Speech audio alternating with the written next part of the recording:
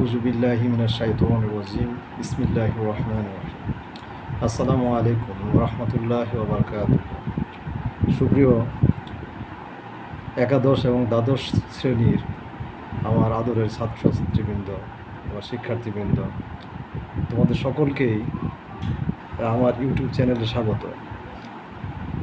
এই চ্যানেলটি শুধুমাত্র যারা ম্যাথ লাভার্স আছে, ম্যাথমেটিক্সকে পছন্দ করে গণিত সম্পর্কে জানতে চায় এবং যারা গণিতে অনেক বেশি দুর্বল, তাদের গণিতের উপর আত্মবিশ্বাস কমে গেছে। বিশেষ করে আমরা খেয়াল করেছি যে এসএসসি লেভেলে গণিতটা একটা হাসি তামাশা, অথবা তারা বেশি গুরুত্ব দেয় না। কিন্তু যারা এইচএসসি পর্যায়ে এসে গণিত সাবজেক্টটি নিয়েছ, তারা অবশ্যই গণিতে অনেক কিছু বুঝো। বেশ কিছু খুঁটিনাটি বিষয় আছে যেগুলো তোমরা সহজে বুঝতে পারো না। তো ম্যাথমেটিক্স যে এত সুন্দর, এটা যারা বুঝে পড়ে, ম্যাথমেটিক্সের ভিতরে যে সৌন্দর্য, এটা শুধু তোমার বুঝে পড়ার মধ্যেই ম্যাথমেটিক্সের সৌন্দর্যটা রয়েছে। আর এই সৌন্দর্যটাই আমাদের অনেকেই শুধুমাত্র একটা প্রপার গাইডলাইনের জন্য খুঁজে বের করতে পারে না। আমরা অনেকেই আছি, অনেক স্টুডেন্ট আছে যারা বিভিন্ন হাই প্রোফাইল টিচারের কাছে যায়, গিয়ে অনেক বেশি ছাত্র থাকার কারণে সেখানে তাদেরকে জিজ্ঞেস করতে পারে না, যে জন্য তাদের দুর্বলতায় থেকে যায়। তো এই চ্যানেলটি তোমাদের সকলের জন্যই খুবই সহায়ক হবে।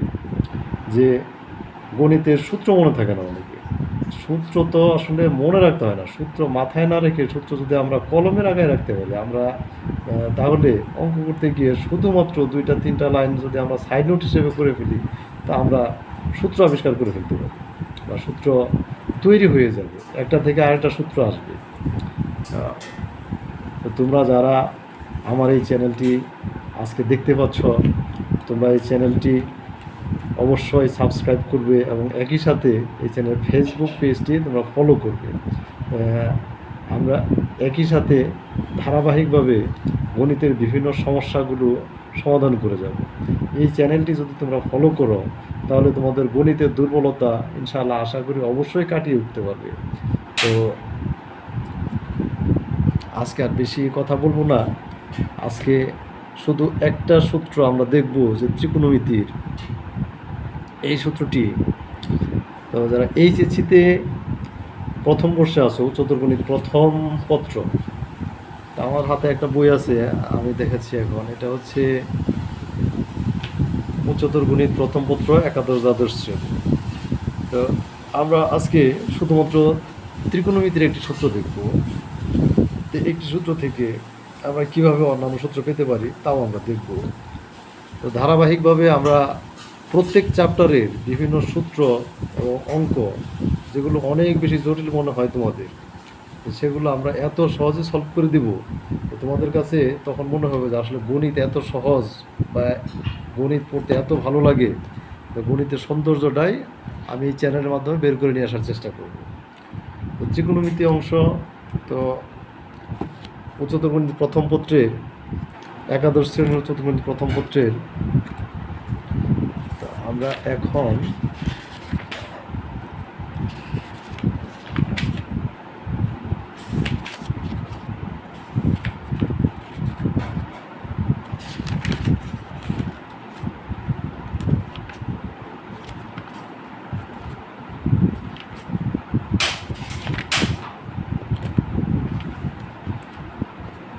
এই যে তোমরা দেখতে পাচ্ছ যে যৌগিক কোণের ত্রিকোণমিতিক অনুপাত। আসলে যৌগিক কোণ বলতে আমরা কি বুঝি সেটা আমরা একটু দেখি। যে যৌগিক কোণ হচ্ছে দুই বা ততোধিক কোণের বীজগাণিতিক সমষ্টিকে যৌগিক কোণ বলা হয়। তো যেমন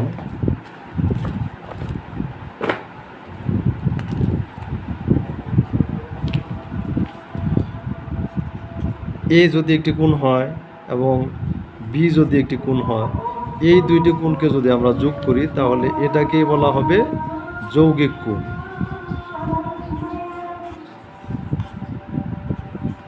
যৌগিক কোণ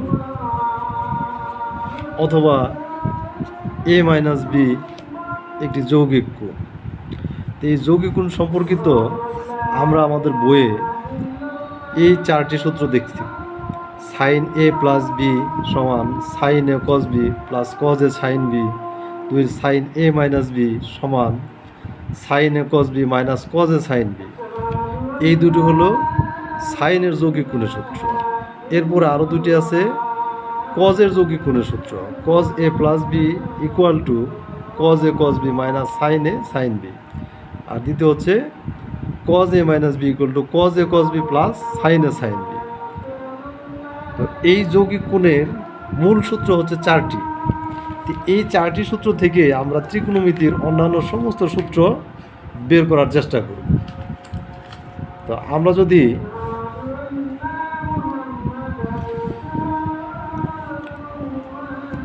আমরা একটা সূত্র জানি, তোমরা যারা ফার্স্ট ইয়ারে পড়ো ত্রিকোণমিতি অংশ অনেকেই শেষ করে ফেলেছ। যেমন আমরা এই প্রথম সূত্রটা থেকে sine A plus B equal two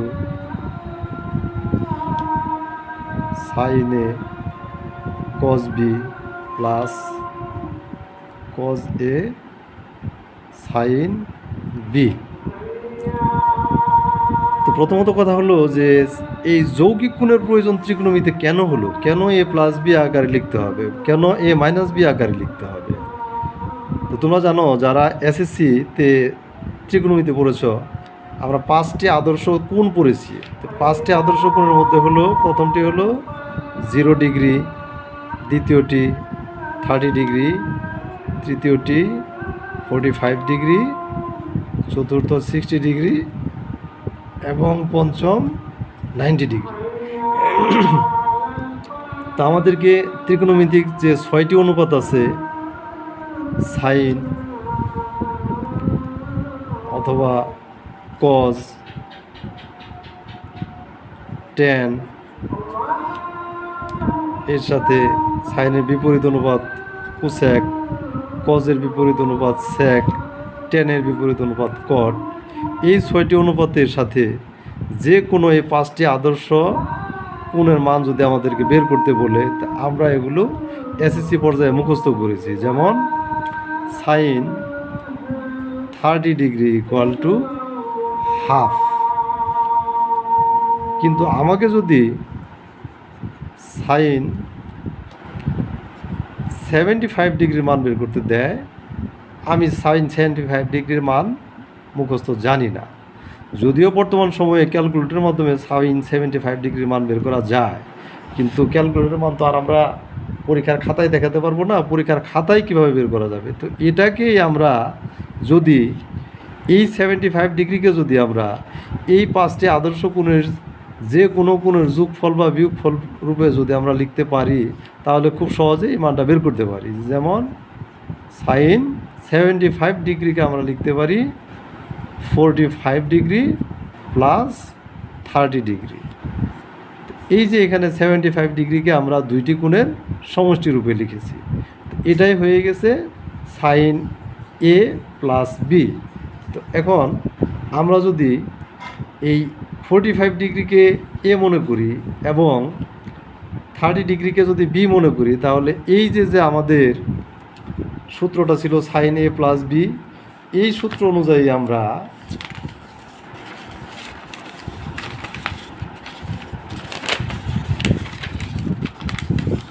তার মান বের করতে পারব।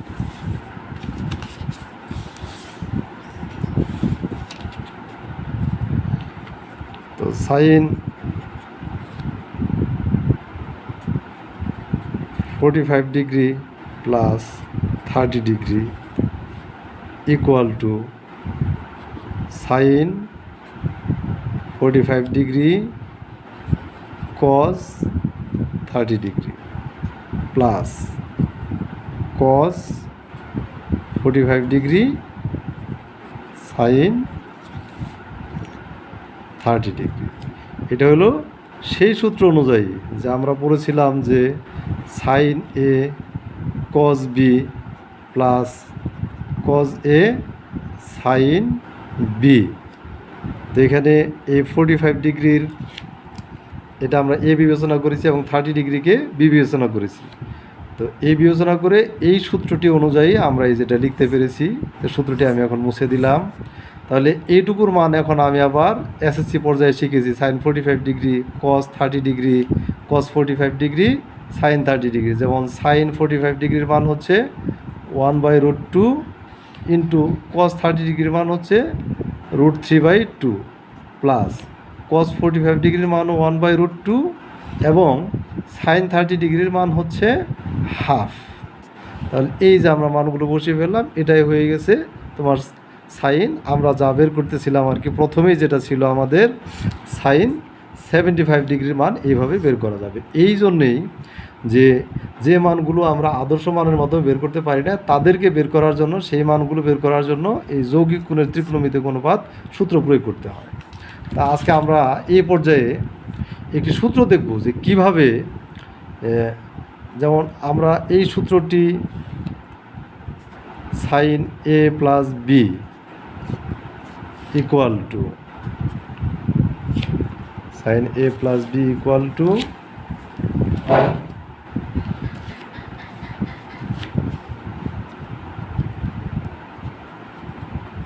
Sign a cos B plus cos a sine B. তো এই সূত্র প্রয়োগ করে বা এই সূত্র থেকে আমরা ত্রিকোণমিতির আরও একটা সূত্র তা আমরা জানি, যে সেই সূত্রটি হচ্ছে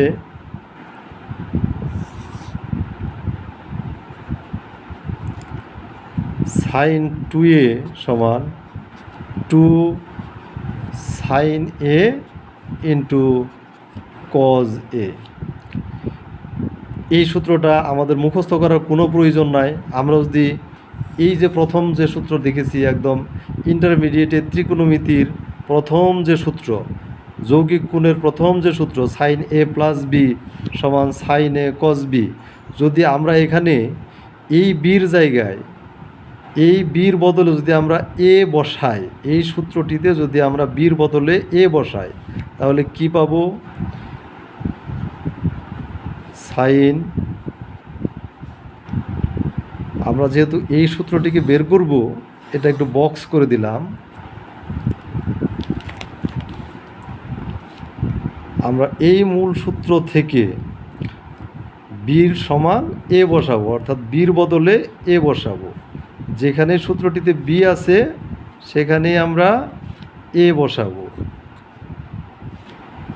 সাইন এ ছিল সাইন এ, এই যে কস বি আছে, কস বির জায়গায় আমরা এ বসাবো, বি সমান এ বসাবো, প্লাস একইভাবে যে পরের অংশে কস এ আছে, কস এ ইন্টু এই যে সাইন বি, এখানে এই যে বি আছে, এই বির বদলে আমরা এ বসাবো, সাইন এ।